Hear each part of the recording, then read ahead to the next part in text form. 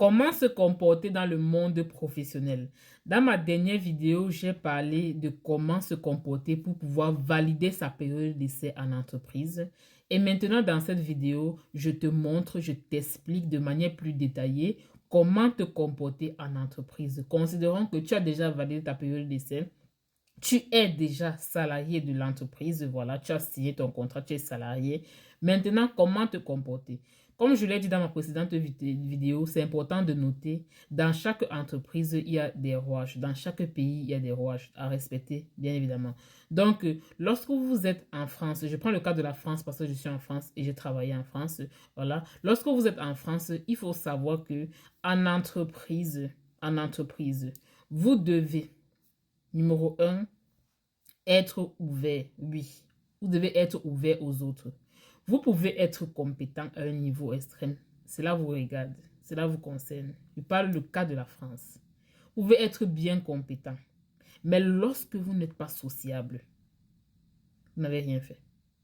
Vous n'êtes même pas au début.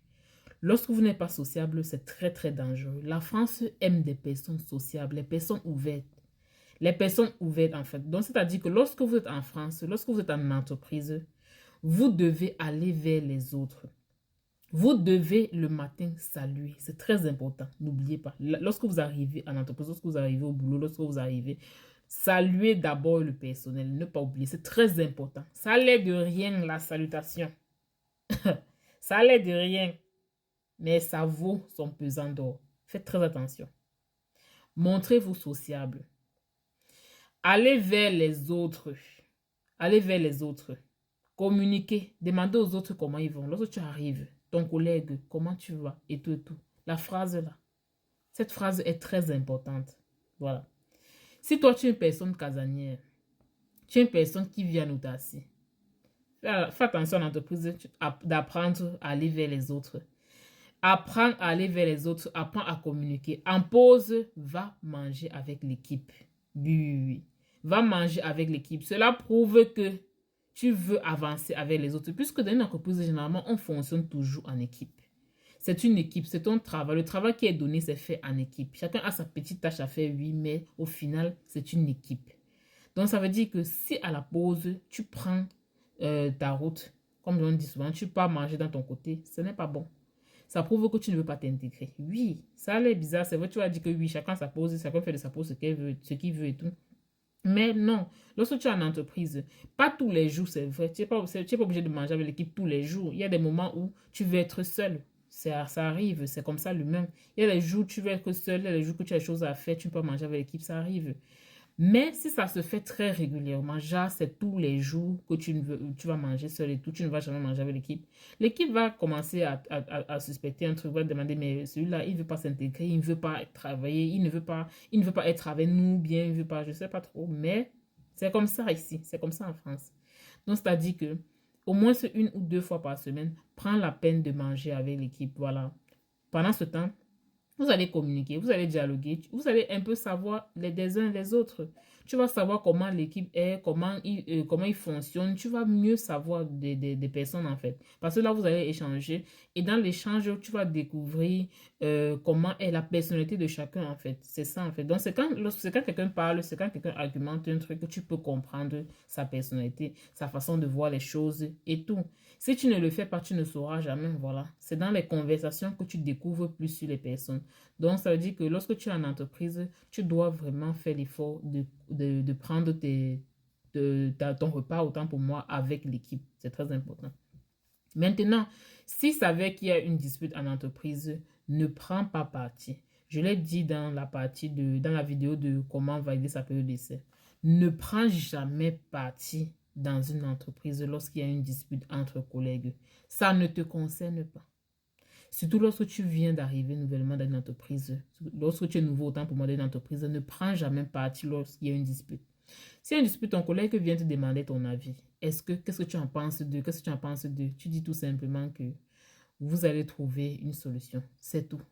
C'est tout. C'est tout. Ou bien tu dis seulement la paix est bien. En tout cas, ne cherche pas les problèmes. Ce n'est pas ce pourquoi tu es venu. Tu es venu en entreprise pour te chercher. Tu es venu en entreprise pour faire ton travail. Tu es venu à l'entreprise pour travailler, être payé, c'est tout. Le reste ne te concerne pas. Donc, ça veut dire que si un collègue vient te demander quelque chose, ne prends jamais parti. Voilà. Ensuite, ne parle pas de ton salaire à quelqu'un. Ça ne concerne personne. Ton salaire, c'est ton salaire. Tu ne discutes de ton salaire avec personne. Voilà. Ça peut entraîner des jalousies. Ça peut faire les autres devenir hypocrites. Ça peut, tant de choses. Donc, ton salaire te concerne toi. Et maintenant, ta vie privée reste ta vie privée. Et n'essaie pas aussi d'entrer dans la vie privée des gens. Non. Et lorsque les collègues parfois sont en train de parler et tout, parfois ne t'incruste pas trop dans les conversations.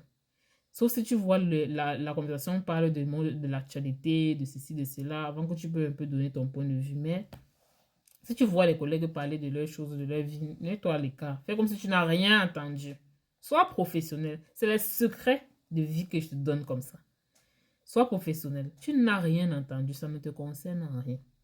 Donc, si tu suis tel collègue, parle de tel collègue, ce n'est pas ton problème là-bas.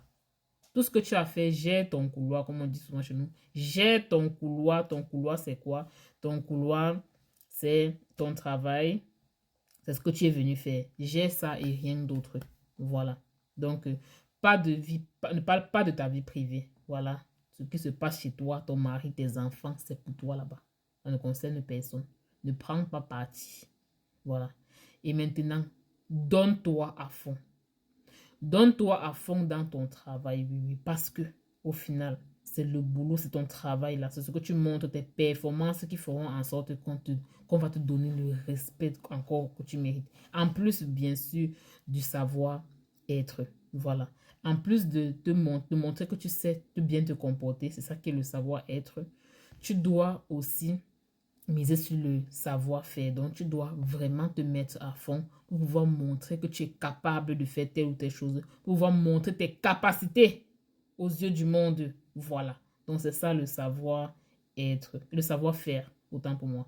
Maintenant, si on parle du faire savoir, c'est-à-dire le transmettre ce que tu sais faire. Donc, à un moment donné dans l'entreprise, tu seras prêt déjà à enseigner à d'autres personnes. Oui, parce que lorsque tu es arrivé, bien évidemment, tu ne connaissais rien. On t'a formé, tu es bon, tu es performant.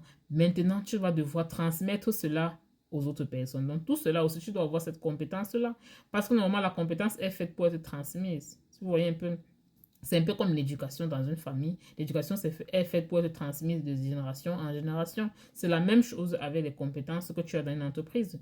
Lorsque ton manager, ton responsable t'enseigne des choses et tout, voilà, il peut arriver que ton manager, ton responsable n'est plus là. Et c'est à toi de transmettre l'information, de transmettre la connaissance que ton manager ou ton responsable t'a transmis à la personne qui vient d'arriver ou bien la personne qui va te remplacer.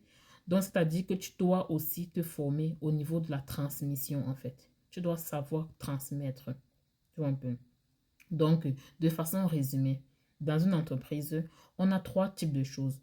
On a le savoir-faire, on a le savoir-être, on a le faire savoir. Mais en France, je peux dire que, au vu de tout ce que j'ai observé, au vu de ce que j'ai déjà constaté en France, le savoir-être prône d'abord. Il y a d'abord le savoir-être, après il y a le savoir-faire, et ensuite vient le faire savoir.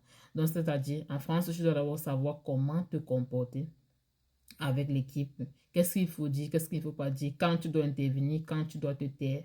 C'est très important de savoir se taire, de savoir faire, de faire comme si parfois tu n'as rien entendu. Tu passes ta route. Chez nous, ça s'appelle tu gères tes matas. Voilà. Donc, il y a le savoir-faire. Il y a le savoir-être autant pour moi. Le savoir-faire, c'est-à-dire tes compétences, les compétences que tu avais, les compétences que tu as acquises. Et maintenant, tu peux partager. C'est ça qu'on arrive au niveau du savoir, du faire savoir. Voilà, ce que tu vas partager aux autres parce que tu as reçu. Très important aussi de savoir. Donc, c'est là comment dire, c'est si tu as maîtrisé ces 3 angles-là en entreprise, tu es prêt pour pouvoir vivre de façon aisée ta carrière professionnelle. Je te dis bonne chance et on se dit à très bientôt pour une prochaine vidéo. D'ici là, portez-vous bien. Gros bisous. C'était Émilie Motivation.